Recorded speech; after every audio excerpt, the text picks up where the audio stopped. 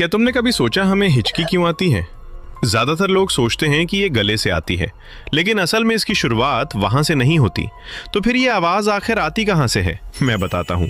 लेकिन अगर आपको कभी हिचकी आई है तो लाइक करें, सब्सक्राइब करें और कमेंट में दिल भेजो। हिचकी तब शुरू होती है जब आपके फेफड़ों के नीचे मौजूद डायफ्राम अचानक अपने आप सिकुड़ जाती है। इस ऐंठन की वजह से आप तेजी से सांस अंदर खींचते हैं। जैसे ही हवा तेजी से आपके गले से नीचे जाती है, आपकी वोकल कॉर्ड्स बिना चेतावनी के अचानक बंद हो जाती हैं। हवा के इस अचानक रुकने से ही हिचकी